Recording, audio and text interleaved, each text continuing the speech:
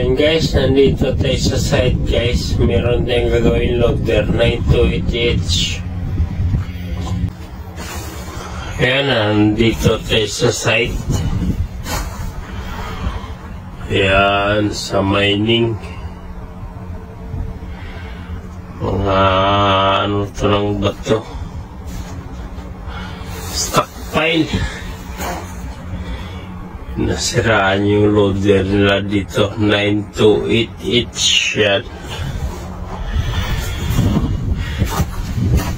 Ang sira nito propeller. Bumigay yung lock ng propeller dito sa cross joint bearing.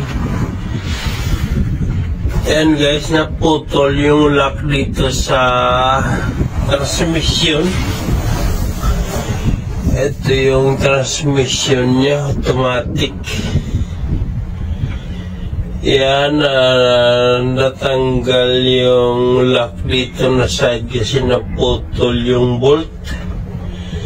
Tapos ang gagawin ko dito, dahil wala na siyang cross joint bearing, nadurog na. Tatanggalin ko itong lock temporary. Bubunutin yung cross joint na maliit yan. Ito yung bearing niya, wala na tira na yung stick bearing niya, wala na. And tapos yung lock na isa, nawala na, natapon, di niya alam kung saan na. Ito na itsura yung lock niya. Yan, sira lahat. Tapos yung ulo ng ano niya, yan na. Mahirap tanggalin kasi napudpud na. Yan. Yan yung Saudi kung inutusan niya siya, parating pa lang. Pinukuha ko ng spanner na ring na straight.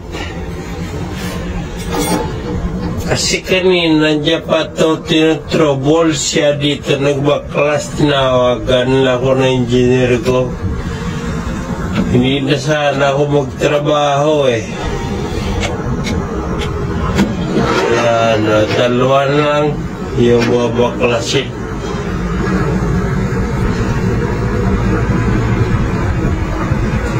Yan, sira lahat ng bearing niya, eh, no? Yung lock wala na. Sa katagalan bumigay din yan, no? Tatanggalin natin yan, tapos regisa natin ng bago. Yan, temporary. Pull out ko muna itong propeller sa likod. Yan sa rear differential niya. Pagtatakbuhin ko lang yung harap lang, malakas naman yan. So yun lang. Basic shearing para makatakbo lang pauwi dun sa workshop guys.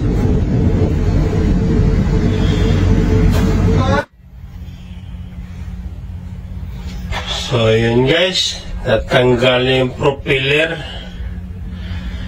Yan, kailangan to weldingin para matanggal yung lock nut nya.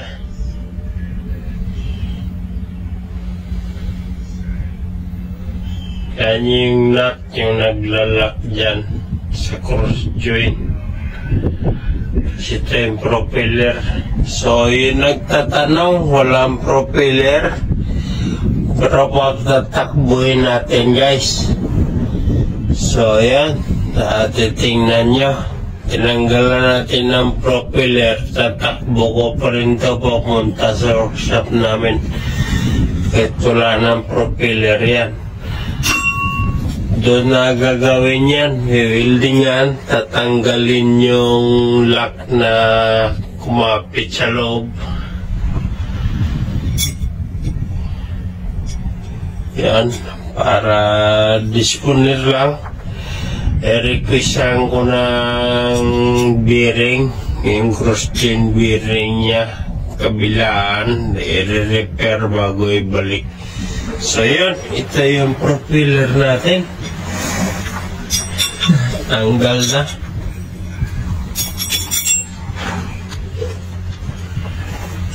Sira yung dito. Yung lock sa cup niya. Tapos yung bearing natapon lahat. Stick bearing niya, wala na tira. I-repair kabilaan yan bago ibalik. So walang propeller, pero tatakboy natin punta sa workshop.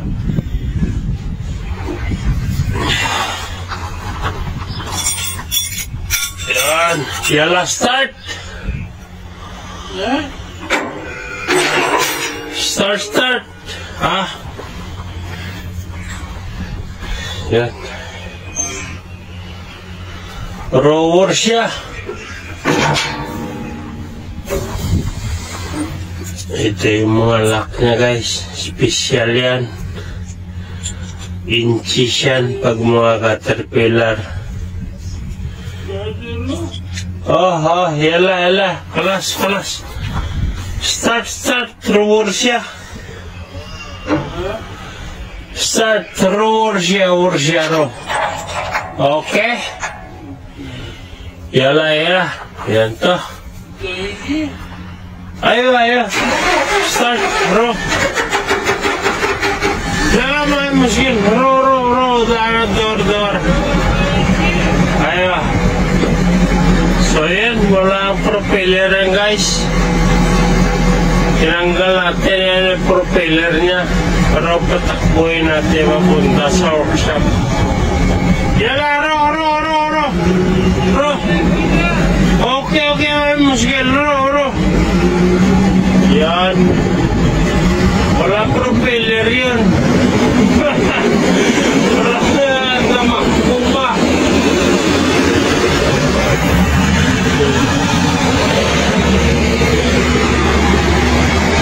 Ayan. Nandito tayo sa stockpile. Sa crusher. Tumakbo na. Please comment, subscribe and like.